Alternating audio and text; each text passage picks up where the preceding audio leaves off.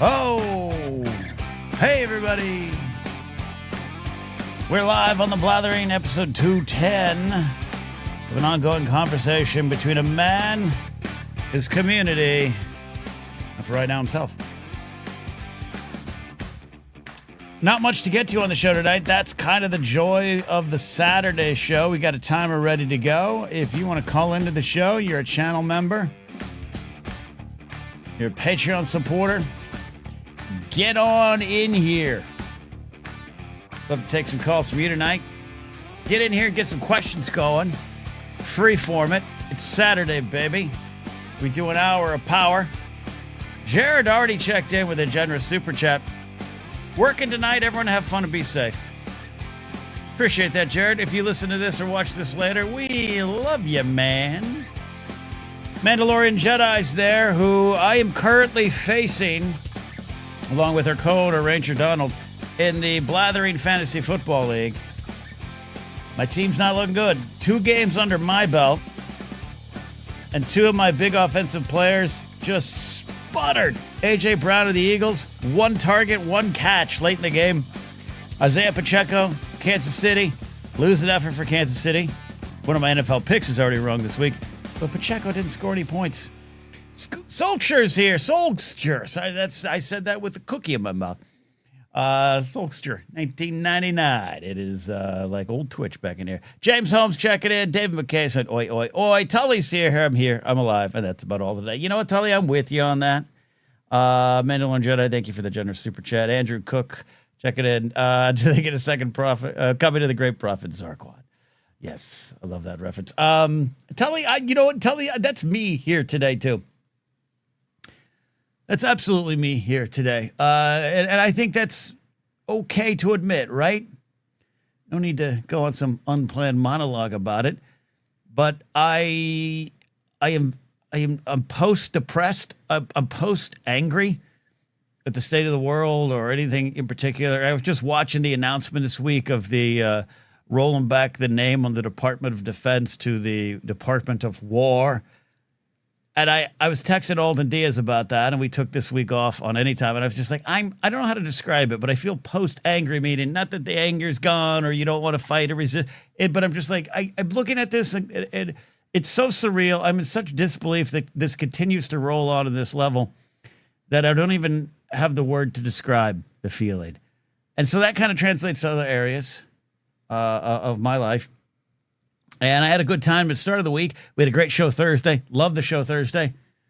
But I've been in a haze, man. Been in a haze, Tully. And just right there with you on that as well. Tully had a great question that was submitted to the Blathering mailbag. That episode went up Wednesday while I was in Las Vegas, and it's about depression and creativity. And tonight's one of those nights. I'm happy to be here with all of you. But like I got a stand-up gig tonight offered to me that would have canceled this show tonight. And I didn't want to take it because, you know what? The depression was winning today. And that's okay, too. So we're all here. Soldier said it was a macadamia cookie. I don't do macadamia cookies. Ranger Donald checking in. Johnny M from Long Island checking in, out there getting his daughters ready to rewatch the Beatles anthology. That's what Johnny was telling me today. I may be stretching the truth there. Tully says, tell us about Vegas. I do want to shout out those who are on the Patreon page and watched my silly little travel vlog. So if you actually want to see me in Vegas, I put a couple little tiny ones up. Then kind of a depressing one on Tuesday, but that was just the frame of mind I was in. Kind of lost in some relationship nostalgia, some emotions, being in Vegas and going on a lot of those occasions. But I did have a good time. I've been saying, and I talked about it on Thursday, but the prices of food and everything are so unbelievably high. That's become so believable that they're that high. So there's that aspect. But Vegas wasn't as empty as advertised. Everything was full. All the big high-end restaurants were full. So I don't know if there's a wealth distribution gap on display in Vegas. That's what's going on. You got all the people in the fancy restaurants and less people going to McDonald's, I guess. I don't know. We'll talk about shenanigans. If you have specific questions about my shenanigans I'll answer those as well before people start calling him. James Holmes says, might have a question for the mailbag. Are less serious questions okay? Yeah, absolutely. I didn't mean to start the mailbag. So take a big sip of my energy drink. I didn't mean to start the mailbag with two kind of serious adjacent questions that came on in here. And we got some other ones that I think are in that vein. I enjoy talking about it. I always enjoy doing that kind of stuff more than the trying to be funny, because I don't know if I am anymore. But I also, the mailbag is the mailbag. It's going to go to a lot of spots. And you know what? Here's the thing, James. You'll ask me a silly question. I'll probably find something poignant in it. That's just what I do. I love people watching in Vegas. I love people watching in general. But when I tell people, oh, I love Las Vegas, I will highlight some of the more sinful pursuits that the city offers. And I talked on the Monday morning show this week about how Vegas represents me pushing back against some of my upbringing, pushing back on some of the constraints that I think were incorrectly placed around me by society or kind of the influences I had growing up, and just my own kind of fears of living. And Vegas represents me going outside of that. But I also, less exciting is the people watching in terms of talking about Vegas. But I absolutely enjoy copping a squat, as they would say in like 2002, grabbing a drink and just watching all types of people. I did a little bit of that because they had the conference going on that Mark and I were kind of there for. Mark was doing some work for this company, and I was just there kind of working for Mark. And so I did see a lot of, as I've said before, a sea of polo shirts tucked into khakis. But we're not going to go into that today. But I love playing a game, and I don't know if is this an appropriate game, Tully? I like sitting there in the middle of a casino or a hotel, drink, breakfast, whatever. It doesn't matter. I just don't want to look creepy. I don't want to look like I'm just sitting there watching everyone. I got to have something in my hand so it looks like I'm taking a sip and looking over the mug at all the people. I don't want to get into problems. But I love playing the game of I try to find the couples, and I'll say this predominantly, it's the straight couples that provide the most entertainment to me, where I will watch them and I'll see, are they in Vegas for the first time? Are they an older couple, a long-time couple, newer couple? And do they have the look of a couple that's tried something for the first time? If you know what I mean. That's several. You can take that several ways, but I just love the Vegas brings out there's no rules. And I'm convinced I can play a game of like, oh yeah, they're uncomfortable. They did something that's not going to happen again. Or, ooh, they're going to talk about that one later. And I just love playing this game of what's going on in the underbelly of relationships in Las Vegas. I didn't get to play that as much this week. I did love playing. I was playing the game. I did play the game of who at this convention was maybe breaking the rules in their own life. And there's too many options. It's just my head overloaded. That's part of it. Part of what I like doing in Las Vegas. If you got a question, call in, please. Let's do this. I hate saying it like that. It sounds like I'm begging. But I love the Saturday show because it just goes truly anywhere. We have a lot of segments. We have a lot of regular callers. We have our community. But Saturday, it's a chance to get that timer started and just take the show in a lot of different directions, which is hard to promote the show. The Saturday thumbnail is just a picture of someone on a phone. Today, it's Joe Montana, who allegedly, back in the day, would use the sideline telephone to call his wife. He figured out how to call out of the stadium, and we just talked to his wife during the game. First or second wife? I'll leave that to Joe. Jared says, my calling question if it wasn't working. Should Major League Baseball bring back the shift? I say yes. I say no. For context, Major League Baseball, for years, you could kind of, you could freely shift your players around on the field, which I don't have a problem with. That's not my issue with it.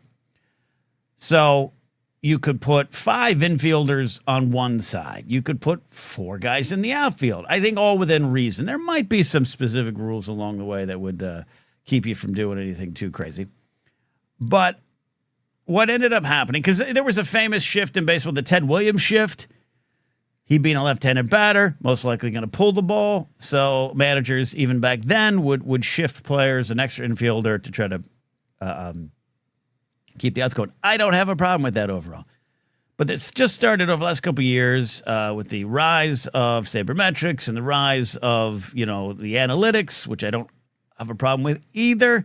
But I think all these kind of factors combined into a very frustratingly, not even like boring game, just a frustratingly predictable game. And I always said, in the early days of the shift, I was like, and it just became excessive. If you're not a sports fan, maybe you're not following along, or maybe you don't care.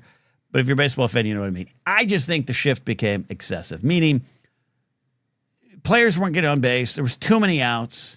It was strikeout or home run, which it still kind of is. And I don't mind the game changing.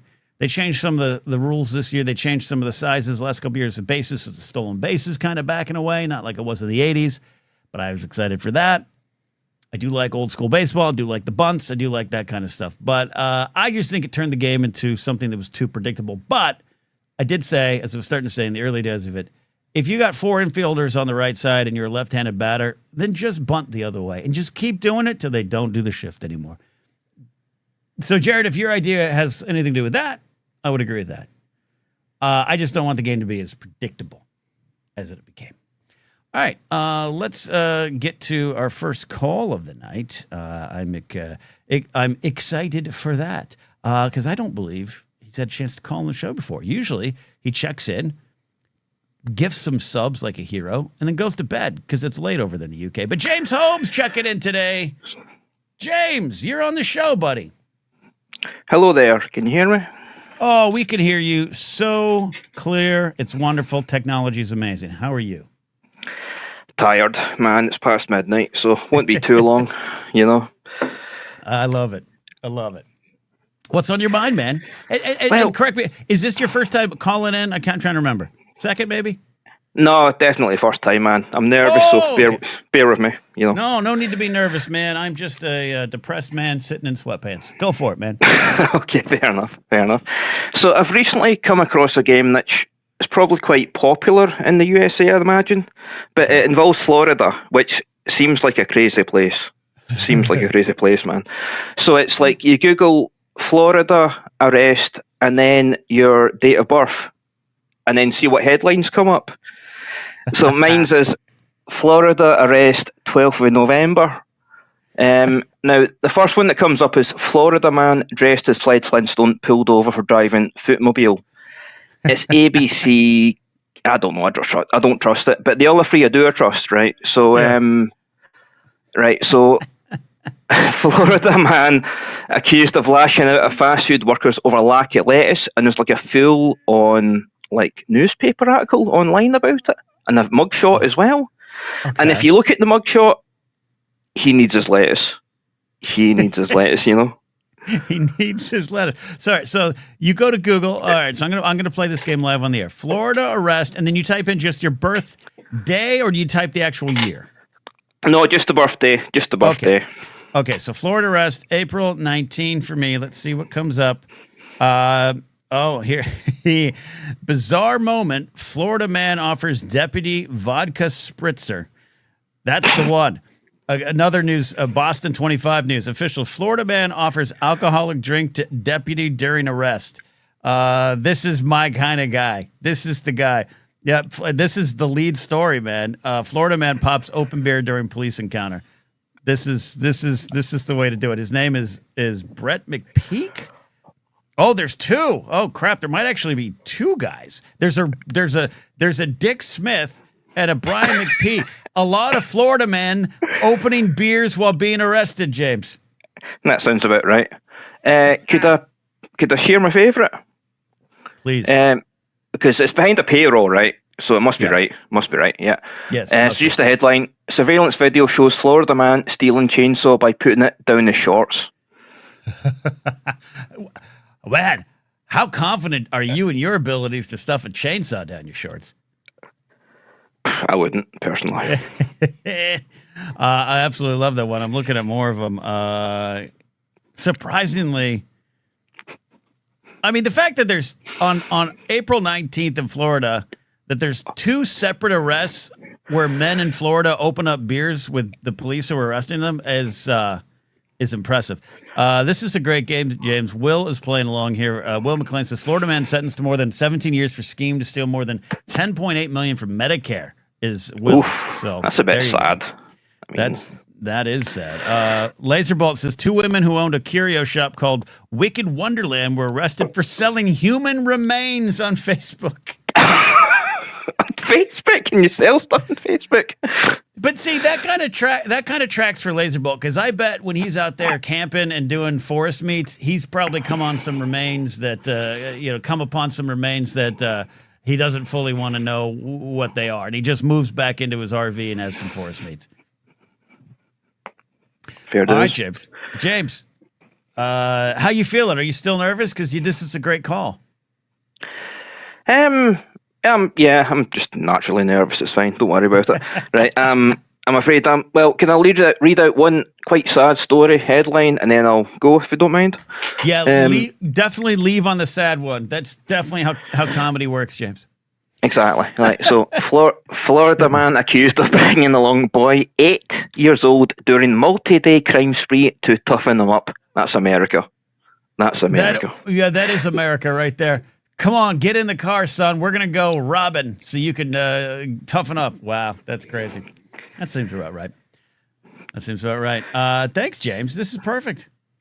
Cool. Right, appreciate you. I'll see you later. Right. I appreciate you, James. I really do. James Holmes calling in. And we got, please share yours out there tonight. A Florida man was arrested for allegedly urinating on $10,000 worth of food from Sam's Club from Mandalorian Jedi.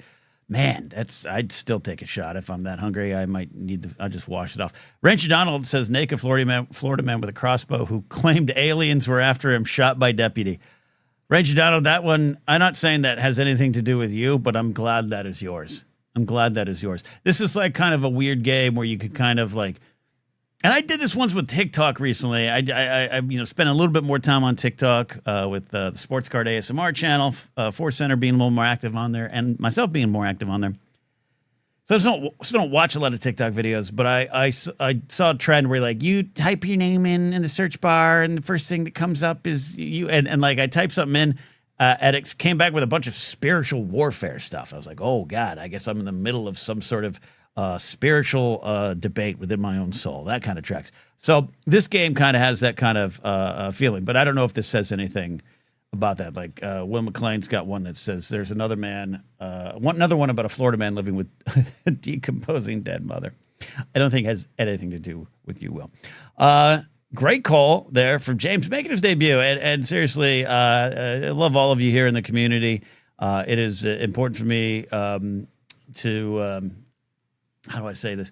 I get up every day excited to get on the air at the Blathering, and it's all to do with you and to help spread the word. Super chats, generous super chats to support the show, to keep the lights on, literally, so I can pay for things like StreamYard and all those things that keep the show going.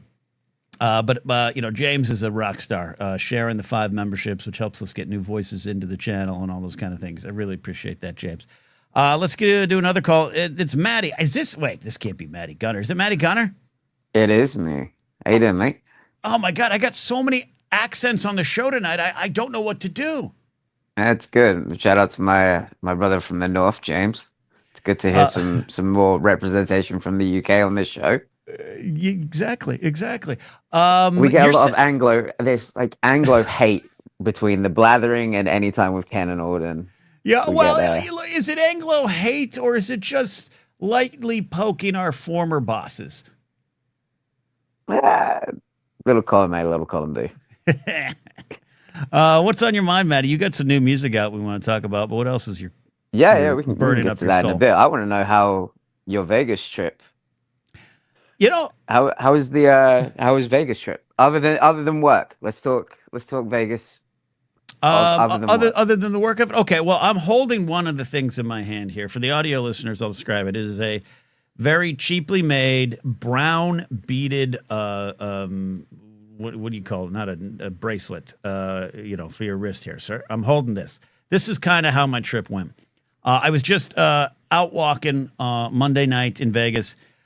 Just, getting some, I can't say fresh air, some humid 105 degree at 10 o'clock at night air. And I kind of thought it'd be cooler. I don't know why, because it was like 110 when we drove in there. And I had one of my jackets on, like an idiot. And I just kind of kept it on. Anyways, you're going up and down the strip, and we were in the new strip, I should say, not the old strip. And where we were staying at the Aria, so you're kind of locked in. And I talked about this on my travel vlog. You're kind of, unless you want to get in a car or get a cab or something like that, you're locked in around the casinos you're at. So we had Cosmopolitan near us, Bellagio, Paris was in walking distance, MGM, Park MGM, New York, all those kind of places were around. And I love all those casinos. Paris is one of my favorites. Bellagio, you got to go see the fountains and do the Ocean 11 thing. So I'm walking along, and along the way, you got people. Now, Maddie, when's the last time you've been in Las Vegas? Last November. You go there a lot. Okay. I do. Yeah. So you walk along the street there, and there's some how would you say this? There's some sexy ladies with not a lot of pants on, and they're just kind of, and they try to hey, you want to get a photo, and then you say yeah because they're sexy ladies, and $40 later they've taken the money out of your wallet. So I always want to avoid that. And in doing that, I was trying to walk around these ladies. I run into kind of like a Buddhist monk. You see a lot of and I'm using that term in such a general way, it's probably not appropriate, but it's the only way I could describe them. They look like, monks walking around, and I almost run into him, and he goes, oh, good luck. And he doesn't legally grab my hand, but he puts on this bracelet. He says, for good luck. And I kind of think, okay, well, I need all the luck I can get. I said, thanks, man. And he pulls out a little pad of paper, and he starts saying, donation. I'm like, I don't have cash. I don't have cash, which is real. And then he flips over and he has a QR code, and he's like, Venmo. So we go back and forth. I try to take the thing off. I try to give it back to him. I'm like, no, brother, like peace and love. But I can't make the donation. And he ends up kind of wearing me down, and I look him in the eyes, and I'm thinking, all right, this guy's trying to make a living. I can't even make a living. I'll give him $5. And I realize it's probably a scam. He probably goes home to his four bedroom house.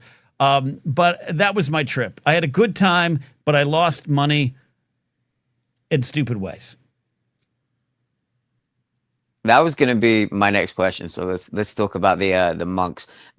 If those were the monks that hang around near Planet Hollywood, yes, I've probably met those very same monks. They are not too far from the gypsy ladies that also hang around in that area that give you the flowers. Yes. I bumped into some of those gypsy ladies once, and I started speaking in Romani, in backslang to them, because I come from a gypsy family. And they just looked at me like, oh my God, who the hell is this? We got outed. Yeah. Yeah, we got outed. So I'm pretty sure we've probably met those same monks. Let's talk about how you lost money. Are you a slots guy, or are you a tables guy? I love the slots, and I should be a table guy, but I'm intimidated by the table. I know blackjack enough to where I'm confident on any video blackjack machine, and probably confident enough that if I was to play, I've done blackjack with a dealer only once in my life. It's kind of like karaoke. I've only done it once in my life. I probably want to do it more. I'm just too afraid. So it is with blackjack. So I always think about it, but I avoid it. This trip, the funds were limited. Boo-hoo. That's what life is sometimes. So I had a little bit of cash that was provided to me, we'll say, for services rendered, which I'm going to leave that as sexually vague as possible. And I was trying to save the money, right? Like I need to get food. Food's expensive there, all that kind of stuff. But Maddie, I hear those Wheel of Fortune slots, and it is a siren song. I will jump off my pirate ship and run straight into the shore to be entrapped by the sirens that are the Wheel of Fortune slots. So I lost $60. $60. Nice. Okay. Nice? No, it wasn't nice. It was in less than 5 minutes, Maddie. 5 minutes. And here's the thing. Oh, okay, that's bad. Yeah, all right. Less $60 in less than 5 minutes. All right, that's bad. I'll say, so hold on. 898 for M says if the bracelet is not cold to the touch, I've been scammed. I mean, It feels like plastic. So yeah, it feels like these were picked up at Party City. So someone got a monk costume from Spirit Halloween. And yeah, I think they had workout pants and sneakers under them, which not that monks can't wear sneakers. I'm just saying. So, anyways, yeah, it's that thing, Maddie, that gets me. Is I hear the siren song and I go over there. I just want one spin on the wheel. This is how they get you, right? Because if you're playing 1 line, 5 lines, whatever, if you hit the right line, you get that Wheel of Fortune spin and you get to go up top. And that's how I actually did win big money maybe 10 years ago at the Aria. I got a big spin, hit the 1,000 and got like $500. So in the back of your head, you're like, it can happen. And I 3 rounds, $20 each, did not get one spin, Maddie, and that broke my heart. Next time you're at either the Cosmo or the Venetian, I mainly use the one in the Cosmo. The Lord of the Rings slots have never done me wrong. Okay, so I love the Lord of the Rings slots, okay? They used to have them at the Gold Coast, and I used to go for that wrestling convention every year. Me and my friends would play those Wheel of Fortune, and we play them on the pennies. We play them on the pennies, and we'd be there for hours, to the point where the next day security was asking, how'd you guys do last night? Because we could hear you all over the goddamn casino. So I cannot find them anymore, but you're saying they're at the Venetian? The Venetian and the Cosmo.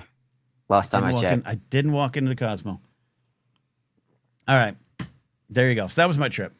But I'm sworn off the tables from January 2019 because I was at one of my best friend's fight weeks, and I was like, all right, I'm pretty jet lagged. Like, I haven't slept yet. I'm up. I may as well just go down to the tables.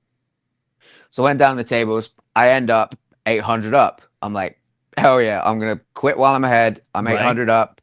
I'm good. Like, no more. I go back up to my room. A few hours go by, I still can't sleep. I'm like, I'm on kind of a hot streak. I should just go back down. And this was in the Palms. I think. Yeah, we were staying in the Palms. And I go downstairs. I'm like, right, I'm just gonna ride this out. I'm gonna see how far I can get. I ended up 1,200 down. See, yeah. And the Palms is right across the street from the Gold Coast Casino. Yeah, this is why I think the slot machines and the tables, I think this is how sin and temptation work, Maddie. Because you're describing the feeling. I put $20 down on the Wheel of Fortune, and Mark Ellis watched me, and it like ding ding ding ding. I was done. I didn't even get a 1 credit victory. I got up. I said, "All right, it's fine." And exactly what you said. I went on with my night. I forgot my belt. I had to go for Ross Dress for Less, which, by the way, Ross Dress for Less Monday night in Vegas, hopping. I don't understand why, but everyone was shopping there. But you know what? The one in San Francisco, I went to one in San Francisco just to buy like a plain black dress shirt, and it's the same. Like, everyone was in there. It was actually. I wanted to go back and observe it. Because it was insane, and they also had 6 security guards armed on duty. It was right off of MGM. It was a trip. But anyways, you go to bed, and then that little voice in the head is like, "You can do it. You can do it. Just go down tomorrow. Just go down tomorrow. Get a coffee, and you played those slots." I think they're possessed. I think there's demonic entities on the slot machines and tables, Maddie. That's the only explanation I have. It's probably just one of the table managers or the pit bosses in the, like, speaking through the wall of your room. Through the wall? Yeah. Just like, go back down. Go back down. You're on such a hot streak. Go back down. Soldier says, it could be you. Yeah, it could be me. It could be me telling myself this. And so I went back down the next day. Got that breakfast, which was $31 for a breakfast sandwich and a coffee. And walked by the slots, Maddie. I saw the same Wheel of Fortune slots. And I don't know if you do this with the tables, if it works out the same, but I went to the same slot as if I had a score to settle. Yep. I'm the exact same. Same. Go to the same table, same slot machine. Like, yeah. It's like it personally wronged you So you're like, right, I'm gonna get one back on this thing. It personally wrongs you, and then it didn't happen this time, but I have had happen where I get up after dropping $20 to $40 with nothing, and the person, someone slides in right after me, like, aha, the machine's cold, and then they win like within 2 or 3 turns. Drives me insane. It's the worst. It's the worst. I'm convinced Jesus is following me to try to turn me from my sinful ways. Always trying to tell you to just keep gambling more. Maybe Jesus is the voice. Maybe Jesus Just telling you to, telling you to go back down. You know what? We got a question and a very, very generous super chat from Ryan coming in here. I'm going to ask that. And maybe at Maddie, I'll have you answer this one with me here with Ryan. But I one time earlier this year, bought a Powerball ticket because I was like, you know what? Maybe that's how God will help me. It's just the worst justification. I didn't ask God. I just assumed, Maddie, you know what? Maybe God's trying to help me by buying Powerball tickets. I'm going to buy one today. I didn't win. $10 down the drain. No, I haven't bought a Powerball ticket since I was 17, 18. Keep it that way. Well, what is it now? Yeah. What is it now? I got for the one right now. So Mega Millions, I play because that's more local. I think that's the California one. Let me update here. I'll do a scratch off though. Like if I see a scratch scratch, if I do a scratch off and I'm feeling saucy, then I'll have a go. Yeah, the Powerball right now is $1.8 billion. If you win, the cash value is $826 million. I saw, as we were going into Vegas, right on the California-Vegas border, right there at Prim, there is a lottery on the California side. Line was wrapped around the store, like in 100-degree direct heat around the store. That's where we are. That's where we are.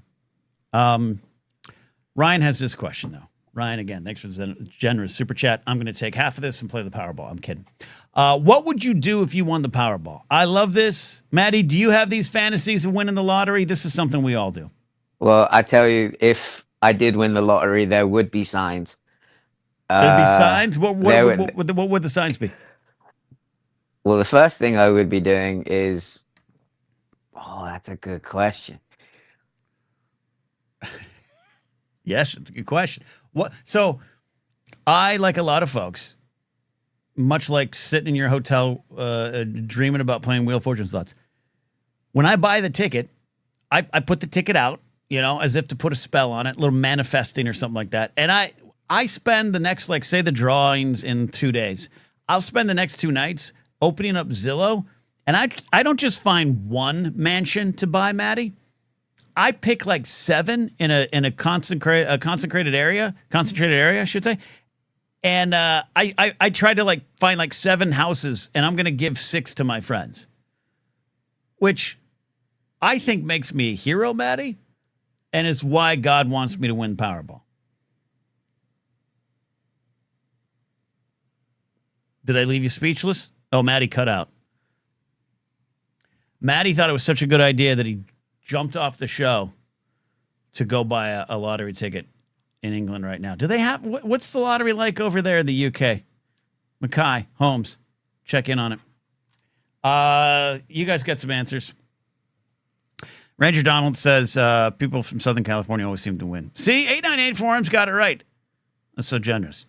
I wouldn't immediately move, though. Abernathy says, I will bring back the Schmodown and pay Ken to come back and compete. I'm in, man. You can meet my rate, Abernathy, we're in. All right, Maddie's back on the show. Maddie, you got so excited you clicked off. Yeah, I had no idea what happened to my internet. Right. It just went down. Yeah. Will McLean says, I'm paying my way to get my favorite college team to win a national championship. That's good use of the money. That's a good use of the money. The first thing I would do would be buy a new Harley Davidson. Okay, you're buying yourself a motorcycle. I would buy you a one-way ticket back to London. A one-way? So you're making me move to London? Yeah, you're moving to London. Okay. I'm going. In fact, I'm moving everyone. No, I'm buying an island, and I know politically that probably isn't the best thing to do in this current climate. But Hey, it's all about what you do on the island, okay? That's okay. I am buying an island, and I'm moving all of us over onto whatever. What I'll leave it up to the chat. Chat. What are we gonna call the Blathering Island that we all move to? The Blatherland. I don't know. Blatherland? Blatherland. David McKay says we have the national lottery, which is a couple million, and the Euro Millions, which is in the multiples of 10 millions. Well, let's all play the Euro Millions. Yeah. 898 for M's got a good idea. First thing I do is hire security. Maybe hire Ken as a security consultant. As long as I'm the consultant and other people are doing the security. I think that's good. Rad says you're going full Jared Leto, and I think that's a good idea. Alan Smith says Blanasy Island. I like that. Blanasy Island. Blather Isle. This is Hulkster. All right, this is good. Yeah, I know the first thing is I'm paying off my debt. And I've always said this in my daydreams, because you're not going to run out and buy all the houses right away. You probably got to set up some LLCs. You're going to have people out of the woodwork, right? You're going to have a lot of people suddenly, oh, Maddie, remember me? And I'm your third cousin, and they're all going to want money. I had that the other night. Yeah, did you? Because you won the lottery? A girl I hadn't talked to, I haven't spoken to in like 10 years, messaged me saying that she needed money for an Uber home.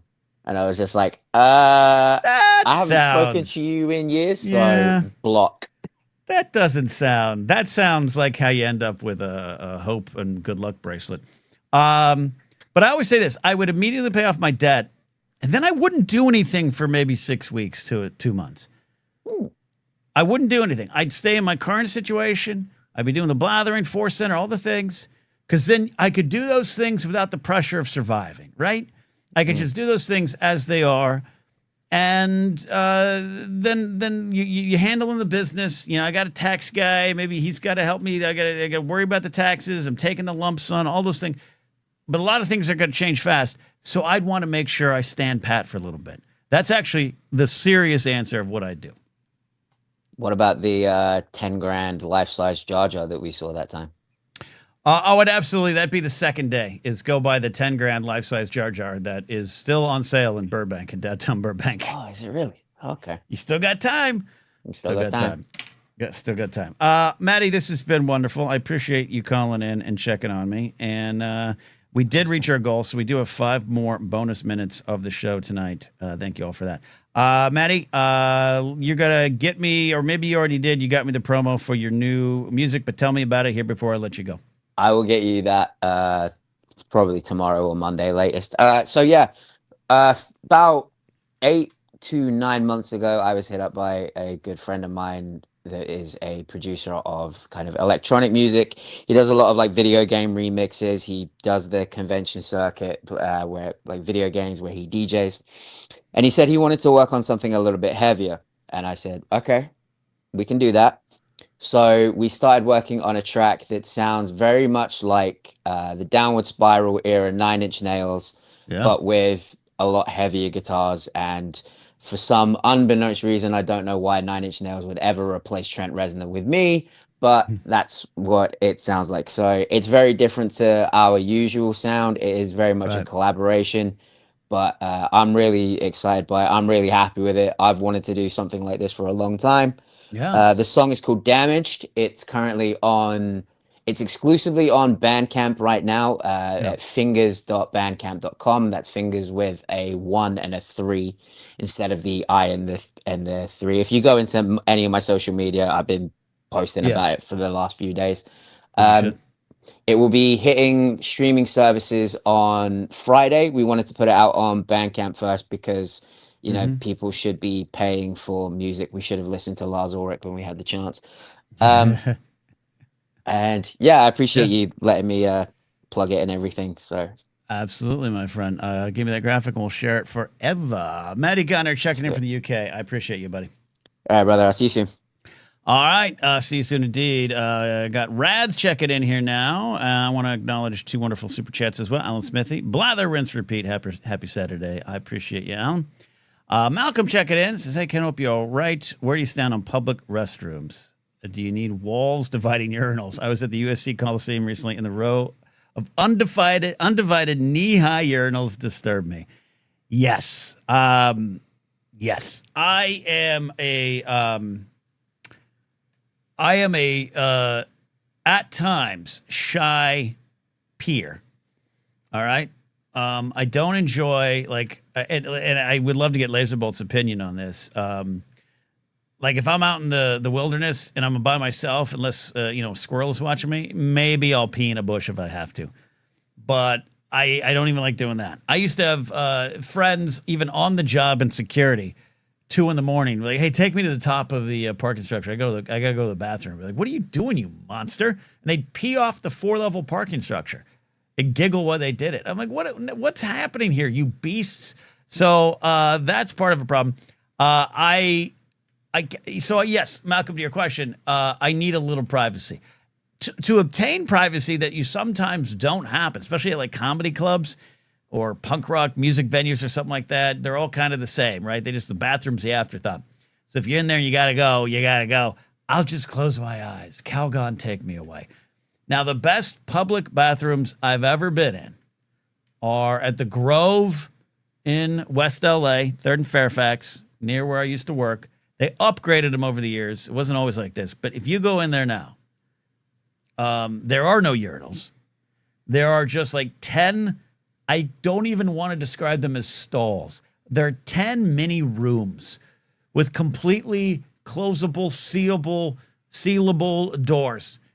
And you could fall asleep, read a book in there. Everything is pristine. Absolutely impressive. So because the Defy Media bathrooms were horrible, there's sometimes I'd hit those bathrooms on the way into work. So Malcolm, you need to have walls up. 898 for knows what I'm talking about. The Grove public restrooms are nicer than my own home. He's not lying, folks. Let's get Rads in here. And then we got Jared. Rads, you're on the show. What's up? All right, mate. How you doing? Yeah, not too bad. Just thought I'd complete the British trifecta. It is absolutely the Empire of Great Britain is represented tonight. How are you? What's on your mind? What's your question? Yeah, not too bad. Firstly, I want to say I've had exactly what happened to you, happened to me with beads and everything. This was in Milan. Some African, obviously immigrant, came up to me, just slapped some beads on my wrist whilst I was just looking at the Leonardo da Vinci statue. Right. And I was like, cool. If it was in my own country, I would afford it because I'd be able to communicate with the police. Yeah. But I don't speak Italian, so you know. Yeah. So I just had to kind of go with it. Exactly. Yeah. It was like I at one point where I was like trying to get this back to him, I was like, this is going to be a bigger thing than I need it to be. I will just pay him $5, and that's what I did. So I feel you on that, but I'm glad I know I'm not alone, because I'm not like naive. I wasn't hoodwinked. I immediately kind of figured out what was going on, but I was just like, oh, I stumbled into this. How do I get out of it? Yeah, absolutely. My main question was that I'm an Eagles fan. I watched Jalen Carter do something absolutely stupid at the weekend, get himself ejected from the game. What's the dumbest thing you've ever seen a Dolphins player do? Oh, man, the dumbest thing I've ever seen a Dolphins player do, I don't know, it just might be playing for the Dolphins. I'm trying to think of some good penalties. There's definitely the stupid ones over the years, but nothing's coming to mind like the Jalen Carter, which before the game hadn't even started, like the kickoff had happened. And he's one of your best defenders, and he does that. But hey, you held on. I'm trying to think of some of the great hotheads. Ndamukong Suh is a famous hothead. I think he did some of his great kicking. Like he's committed some crimes on the field, and he did it as a Dolphin. I think there's that. I think Brian Cox back in the early '90s did some flagrant hitting that got us some penalties. Yeah, I have to think about that. But that's kind of it. It's the things where it's the like we had it in the bag, and you hit the kicker, or you run headfirst in the quarterback, and you're just screaming, "You idiot! What are you doing?" Yeah, absolutely. Like leaving Kadarius Toney completely unmarked in the last Super Bowl that we lost to the Chiefs. cheers, mate. Cheers, indeed. Oh, look at that. Steve checking in for the Blathering backstage says, "Go Birds." And his conspiracy is that Jalen was the second spitter. Yeah, might be. But the rules are, he who spits last gets caught first, right? That's just the way it goes. Oh, for sure. But, where you hear Dak Prescott saying, "Oh, how dare he think that I spat at him?" Come on, mate. You knew what you were doing. Yeah, sure. Yeah. Look, hey. At least Travis Kelce got punched in the face, kind of, for no penalty. The penalty on the Charger in the game. But I love that. Yeah. Now, Rads, I've been wanting to. You are a football fan. You are over there in the UK. That's not unusual. There's a reason the NFL plays in London or plays over there a lot, which expanded to a lot of other countries, as we saw even Friday night in Brazil. There for a while was the European Football League, which I don't believe is still going.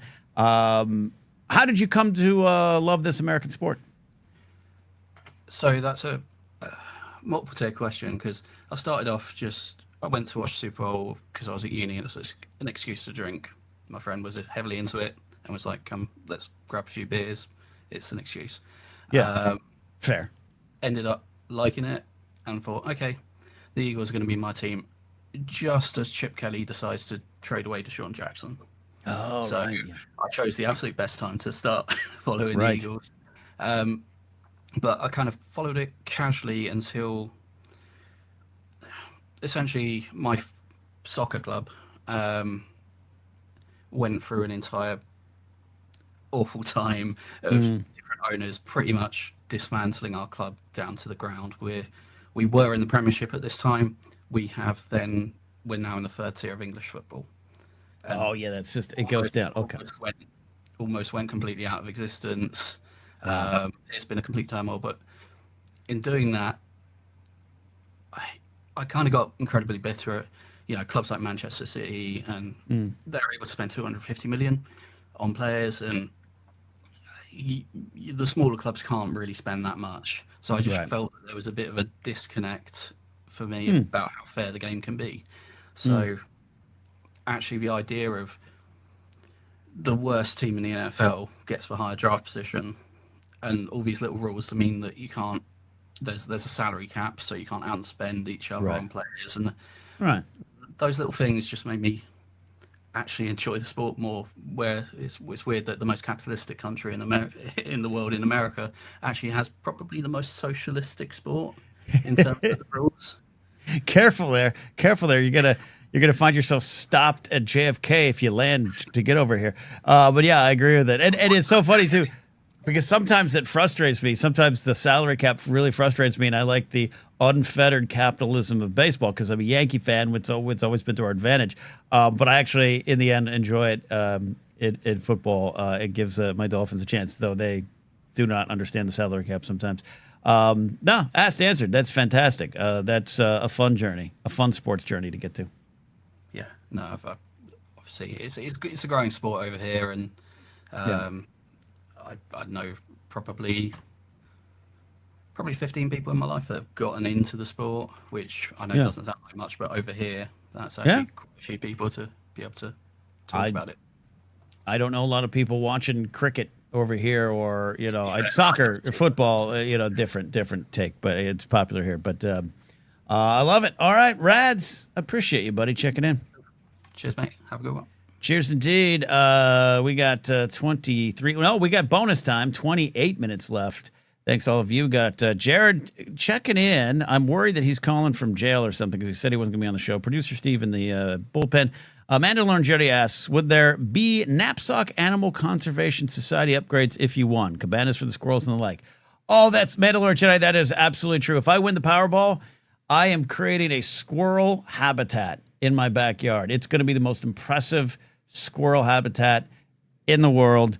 It's going to be a leader in the squirrel habitat community. Skunks, we'll take care of them, the raccoons, but the squirrels first. In fact, I fed Squirrely right before I called in. All right, let's get Jared on the show. Is he going to be in trouble for calling in at work? Can someone check on this, Jared? Yeah, it's pouring outside, so the Powerball people have stopped coming for a minute. Okay. All right. You're selling some Powerballs. What's on your mind? What would you do? One or two. Well, first I wouldn't play because we all know me and Powerball. But if I did, there would, as Maddie said, there'd be signs. All of a sudden, my band would have the top gear, and I would be making independent movies left and right. I love this. But I love this idea.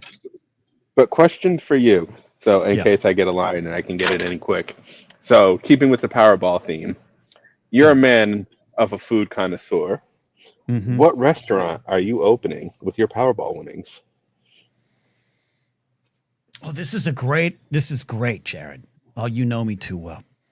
I want, when I'm like, whew, what should I'm going to treat myself to a meal tonight. Is it going to be like a sandwich, like a deli sandwich? Is it going to be Mexican food, or do I want to order some pizza? I want it all combined. I want a sandwich Mexican pizza joint. All right. And I want each section of the restaurant will be divided to look like that restaurant. So we'll have the faux kind of Mexican decor, like you're in Mexico City, and we, that kind of silly thing they sell us to us, so white Americans who love these restaurants. Put that in the corner. And then deli, it will have that like, what you want here kind of deli kind of vibe. You go in there, you want a number 7, you sit over there, you take it. And then we'll have a pizza parlor with the red tablecloths and those red kind of glass, tinted glass drinks. It's going to be all that. It's just going to be like a food court in one building. You know what? Why am I not surprised? Well, because it's that is the most 10 restaurant. Now, the other one, and I mentioned this before maybe in a previous show, but I would also open, now they're not as popular anymore, the Hooters or the Tilted Kilts of the world, all right? I think we as a society have moved past thirsty restaurants, which I don't have a problem with, but I've always wanted to open up one called Moose Knuckles, in which some of the tightest shorts on the most sexiest men are there for whoever wants to see it. So, Jared, would you manage my Moose Knuckles for me? Oh, you know it. Those boys will never look hotter than under my tutelage. There we go. I'll hire Detective McCarthy as their personal trainer. Absolutely. Look, here's the thing, I'll be honest. I've been feeling a little down the last couple of weeks after a pretty good emotionally high July into August, where I was pretty happy and confident and moving forward. It just, I'm a little depressed, and I'm a little woe is me. And one of the things I was saying to myself or whoever would listen was like, I just want to help people. I just want to get rich and help people. Can I do this? Can I open up Moose Knuckles to employ my friends? That's all I'm asking. I mean, you're not wrong, Ken. You're not wrong. And like I said, I'd be happy to run that fine establishment for you. All right. Well, all right. I'll let you get back to work. Don't get in trouble. And you're going to manage that Moose Knuckles. All right, buddy. All right. Have a good one. Stay safe. Jared calling in. We got about 25 minutes left in the show. Michael says, I was just about to offer my services as your first waiter there. Nah, man, you're not going to be the waiter. You're not going to be the waiter. You are going to be head of Moose Knuckle Fitness. That's what we're going with right now.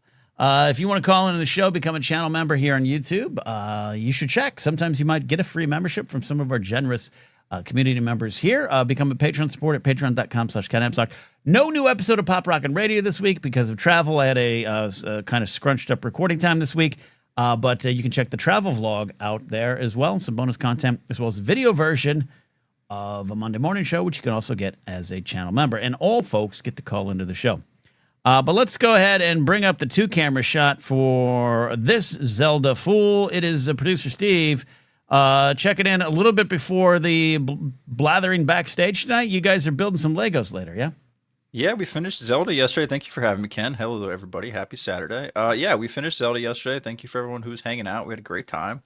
It was a bit of a long stream, but we slayed the beast that was that game after about 9 sessions, so it was a lot of fun. We had a good journey, and so tonight I didn't really have an idea for. Well, I put up a poll up on Discord, and the people decided, and they chose Legos. So I've got a Ghost here that's about a third of the way built that we're gonna finish. Nice. We're gonna finish tonight. So I got about 4 or 5 bags left. So I love that. I love that. Brings back the memories of the Lego build streams on Twitch that I used to do. That I just ran out of Legos.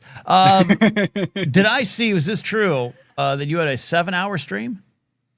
Yeah, we did. We had a 7-hour stream. I think that was the Spirit Temple, I want to say. Yeah, I think it was the Spirit Temple. Now, it's impressive, and our watch hours are great on that channel as we continue to build it up. At what point do I have to be concerned for your health?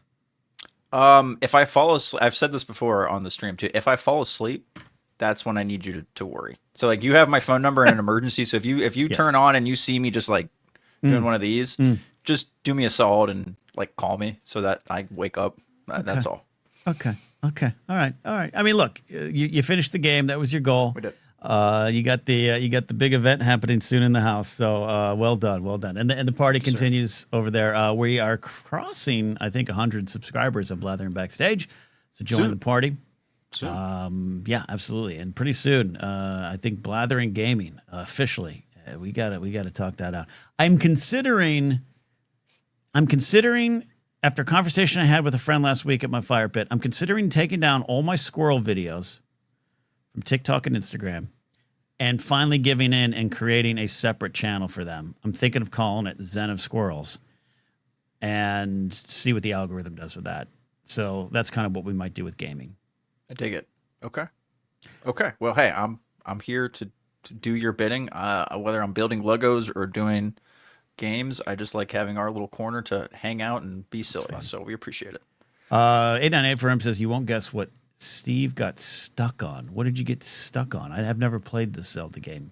I played the first legendary one, not this. I was gonna say no. We got pretty much every stream we would get stuck in some point, and I would go in circles for about an hour and a half, just not knowing where the hell. Because I tried to do as much of this as I could, like no Googling.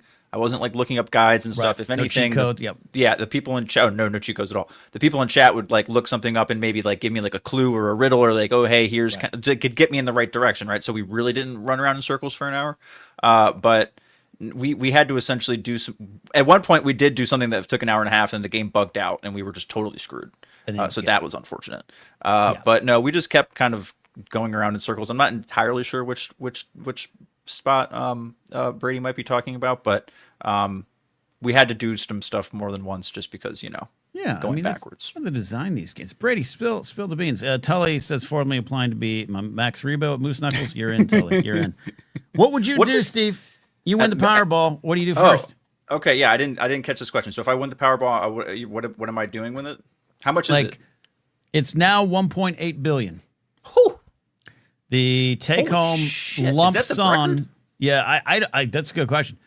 It's the draws tonight. Estimated cash value on the take-home is $826,400,000. Oh, so you definitely take the take-home. To hell with the payments, right? So yeah, take the tax hit. Take the tax hit. Get it all out there. I could live off $820 million. Dude, you don't need to buy a $10,000 Jar Jar. You can just hire someone to just be Jar Jar for you 24/7 at that point, and you could probably pay them a really, really good amount of money. I could probably hire Ahmed Best, which is not a statement on his life, but just like, Ahmed, you want to come hang out with me and just do the Jar Jar voice every now and then? Here's 10 million. Right, exactly, yeah. It's not bad. But yeah, well, first of all, no one would ever know. I would fake my own death probably, and like only like my family and close friends would know about it. Other than that, I would go off the radar. You'd never hear from me again. Change my name, or at least publicly or something. You know what I mean? I would just become a complete and total unknown. You hear horror stories, right? There are horror stories of people winning. And some people get robbed, attacked, murdered. Like, whether all true or not, whether some are urban legends, I don't know. Just every once in a while, an article pops up, right? Where you're like, they won the lottery, and it was the worst thing that ever happened. I'm like, I'll take my chances. Right. Same. Yep. Absolutely. Yeah. As for as many problems as it introduces, I think $800 million will then solve those problems in one way or another if you just apply them the right way. Look, you get if you want to go off the grid, build yourself a castle with some. Armed knights up there to defend yourself. I don't know. Right. Yeah. Just make sure you trust the knights and you're good to go. Also what I'm doing, I'm hiring Laserbolt to be my groundskeeper, like my forest, because I love a good forest. So I'll buy a property in a forest.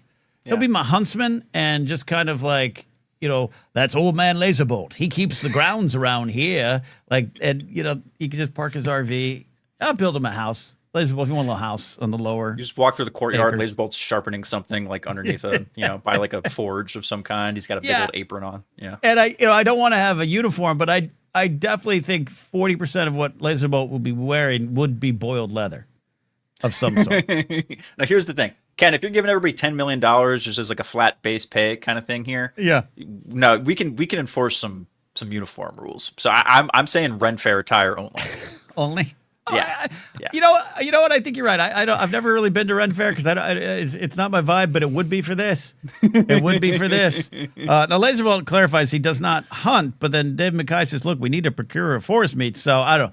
I think Laserbolt he'd go to town to go get the forest meats. Yeah. Like, I'm going to town, sir, to go speak to the butcher. I think that's what we do. Sean McCabe could do the hunting for us. We'll get him some body paint, and he can just go sit in the forest somewhere. He can procure the actual animals for us, and then Laserbolt can do the butchering. Yeah, absolutely. We'll take a Mets fan in there. That'll be good. Michael's not wrong. I'm just building a compound for us all. The cult has begun. The cult, but it'd be a cult of money. I would be a cult leader who disperses his funds. That's what I would. That's what I would do. That's what I would do. Yeah. But what do you think? So my idea of like 6 weeks to maybe 8 weeks of doing nothing, pay off my immediate debt, but then I just chill and let the options kind of form in my mind. That's really what I would do. There's no way you last 6 weeks. You're buying a PJ 2 weeks in and going to Tahiti within 10 days. No doubt about it. You think Tahiti, but like, I mean, okay. An island with an umbrella in the drink, Ken, is the idea. That's happening within a fortnight of you winning the lottery. I'm saying yes to the trip, but it would be more of a cold weather environment. I'd go more to the Alps or whatever. Okay. But I'd go up to Sweden and try some fine chocolates in the hills. That's not even a Swedish accent. And they'd be like, "Sir, that we don't speak like that here." But I'd be like, "That's okay.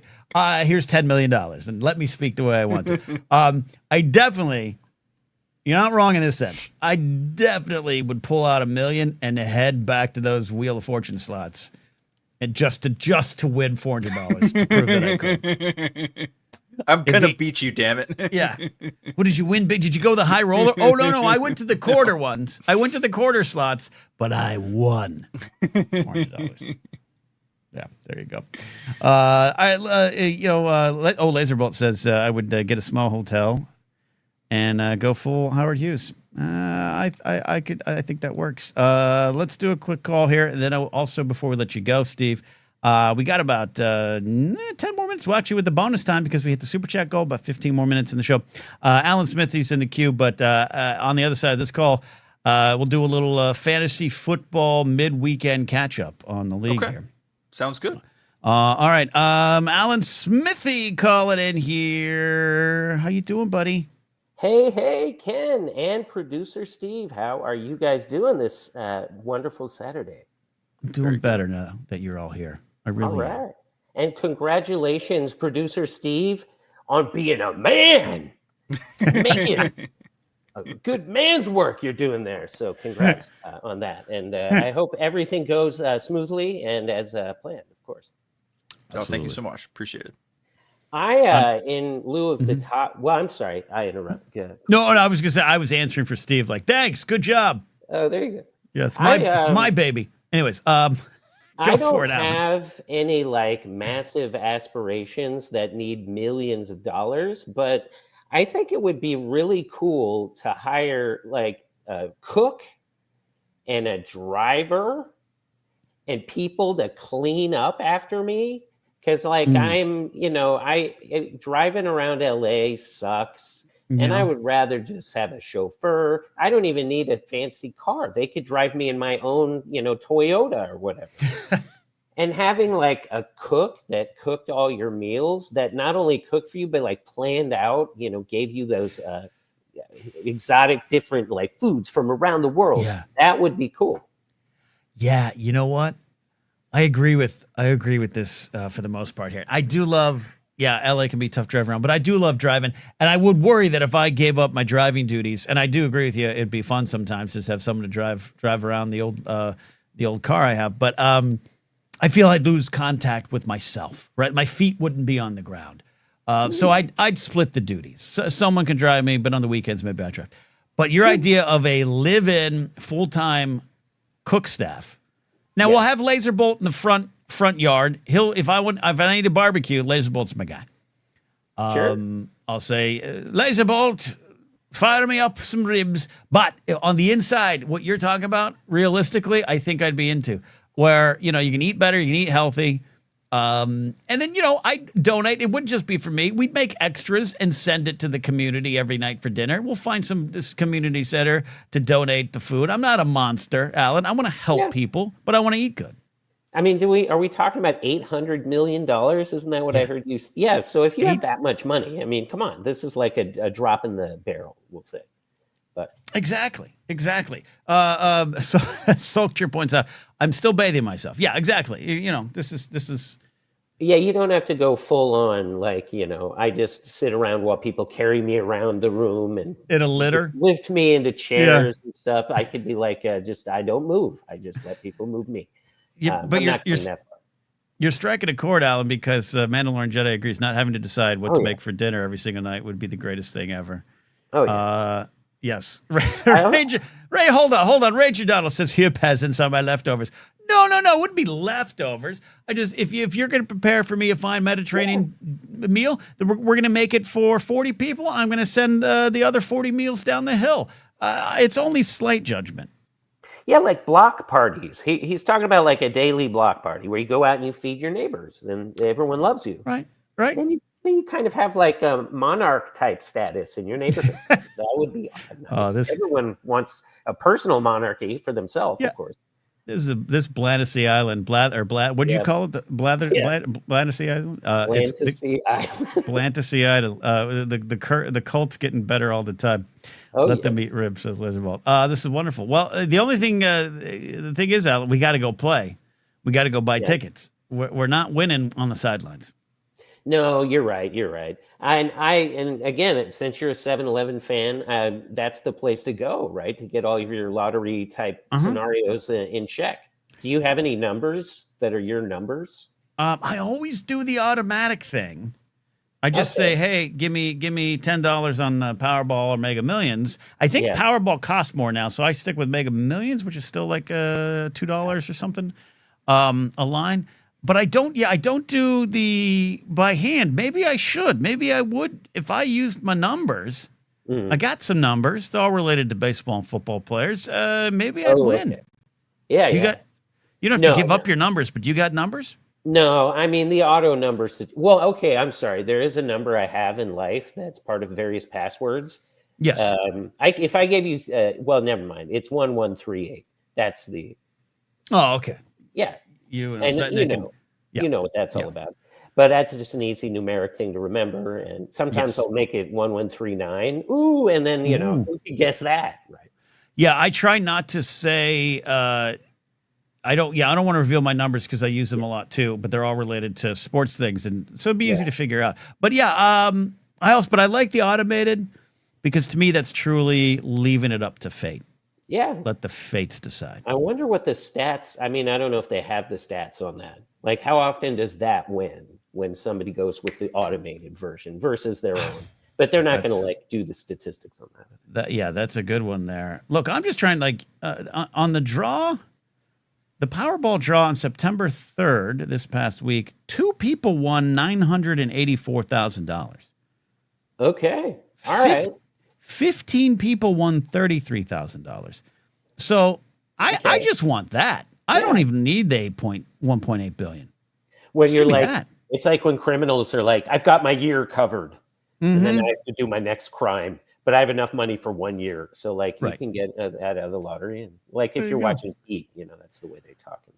What's funny is I always buy if I don't buy tickets a lot, but if I buy a ticket, I wait till the big draw is done. So, I've been like, I'll buy some Powerball, but I'm not going to buy it while everyone's out around the block trying to get a ticket. Right. I'm going to wait but it just has kept going. Right. I mean, that's only for the big jackpot brings the people out of the woodwork. Where they're like, this is going to make me, like I said, king status is what people want. So get that money. See, Super Lotto Plus, it's at 40 million.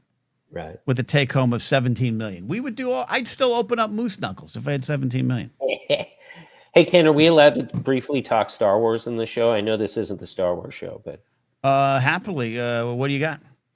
because that you and I are about the same age. So I don't think you probably remember seeing Star Wars when it first came out. Do Correct. you remember seeing Empire Strikes Back when it first came out? I did not. I did not see it when it first came You out. didn't see it. Oh, Yeah. okay. God, I didn't even factor that in, Ken. Jesus. Yeah. Oh, excuse my language.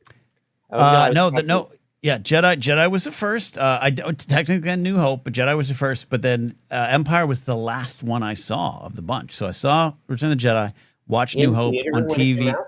No, not in theater. I saw Jedi in theaters. Yeah, got it. And then watched New Hope on TV, and then it was like, hey, there's another one in the middle. Sure. And finally, at a friend's house, we made an event of it, and we invited some people over, and that's how I first saw Empire. VHS, right? VHS. Awesome. I remember the Return of the Jedi trailer on the Dark Crystal. So when I went to see the Dark Crystal, the crowd went nuts, and the speeder bikes. That was what we were like. What is that? It was a new world opening up, and that.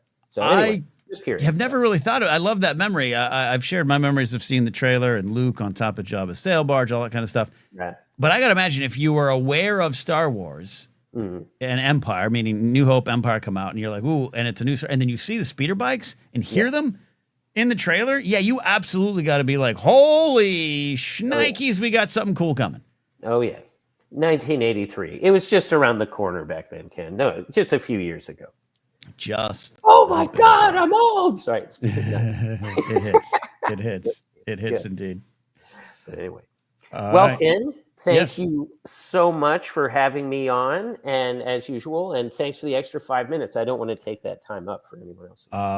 Yes, absolutely. Brady's calling in with a complaint. Thank you, Alan. I appreciate you, buddy. Thank you, Ken. Oops, sorry. Oh, I cut you off, Alan. I'm the asshole there. All right. Steve, I want to talk a little football, but Brady's calling in, and he left us a message. He's calling in to complain about fantasy football. What do you think he's complaining about? I know exactly what he's complaining about because I've seen his Discord and fantasy football messages in our sleeper league, and I'll let him explain it to you because it's the least I can do in his scenario. But okay. But yeah, I don't know. I was about to make fun of you for something, but I already forgot what it was. So you're off the hook. What about food? No. It's just like I literally just had a smart ass comment for something that happened like 13 seconds ago, but I already forgot about it. I was pulling up our sleeper stuff so we could talk fantasy. All right. Let's hear Brady out here. All right, Brady, 8984M. Brady's here with what he says is a not complaint about fantasy football. Can I talk shit about so-called fantasy experts? Is that fantasy expert Steve? No. No, Steve was right. He was very right. I decided not to listen to Steve and listen to some Michael Florio, if that is his real name. Okay. So he's making minimum wage at CBS Sports. What's now I feel bad. Brady, he's probably having dinner. Michael tonight. Florio, I'm pretty sure, is the guy that started Pro Football Talk for NBC. So he's making lots of money.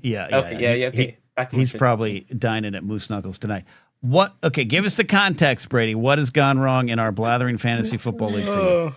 Okay, so I drafted Justin Herbert as my quarterback.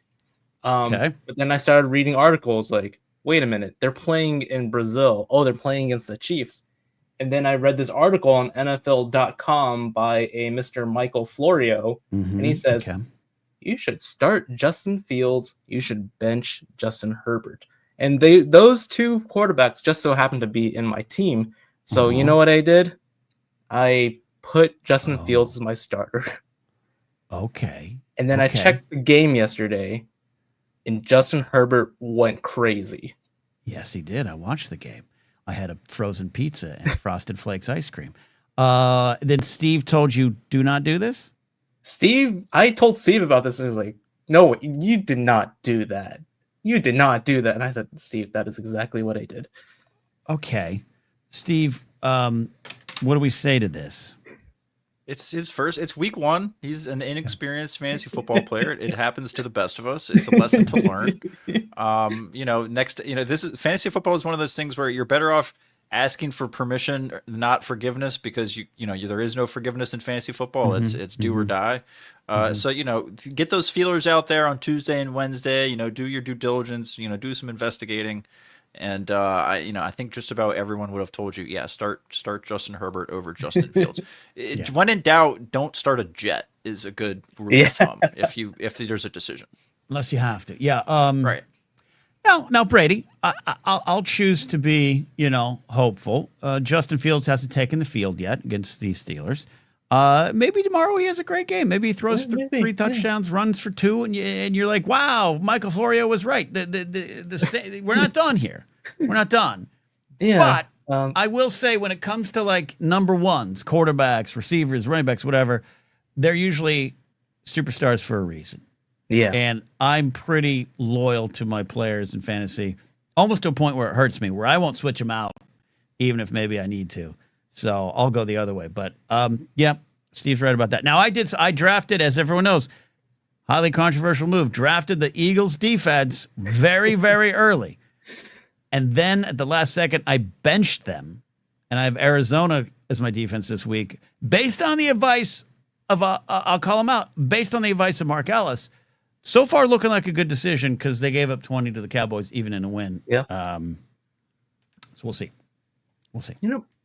I should listen to Mark Ellis over this Florio fantasy analyst. God, NFL.com. I don't know. Seems like producer Steve was right.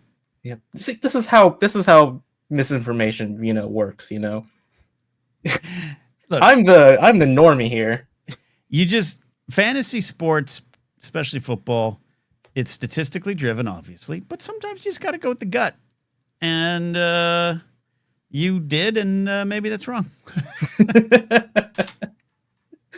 just start the superstar. Don't start a Jet, bro. For Jesus Christ. That's what Steve says. I agree with that. Though he is Breece Hall, so he's stuck with him. All right, Brady. Different story. I'm going to talk football with Steve, but thanks for letting me know that I was completely scanned, Brady, with these plastic Party City beads from Vegas. Yeah, I'm sorry, Ken. It's okay. If a monk is begging for money, it's not a good sign. Yeah, I guess I should have thought of that, huh? Nah, you didn't know. Well, look, I didn't know about this fantasy thing. Yeah, we're teaching about fantasy football. You're teaching us about monks in Las Vegas. I appreciate it. All right, Brady. We're going to wrap up here, but I appreciate you checking in. And good luck with Fields on Sunday. Oh, please. Thank you. Thank you indeed. All right, Brady checking in. Now we're going to wrap up the show here. But Steve, your Eagles, I'll call it a big win. It was a little hairy for a while. Week one wins. Week 1 win. They're ugly, but you'll take them. It certainly didn't start pretty. I was pretty pissed off about the start. We talked, the spit or heard around the world has been talked ad nauseum. But there's some answers for the Eagles. I'm a little worried about the defense. Jalen looked good though. Excited for what we've played the Chiefs next week, so the Eagles have a brutal schedule this year. That's pretty crazy that you're having a Super Bowl rematch in week 2. Yeah, I think it's pretty crazy. Yeah. All right, and I'm already 0-1 on my fantasy picks, but I was happy to see Kansas City lose, if that makes sense. Yeah, well, you got 4 more chances, including your Dolphins. So we will see, and we will check in on Monday with how week 1 went. We will check in on Monday. The show will return. The Blathering backstage is fired up. You'll be going live there shortly? Yes, we'll be going around 8:30-ish, so come hang out. All right. There you go, everybody. I'm going to go have some forest meats. Thank you all for the calls. A lot of great calls tonight. A lot of fun. We'll do it again. We'll see you next time here on The Blathering. Bye.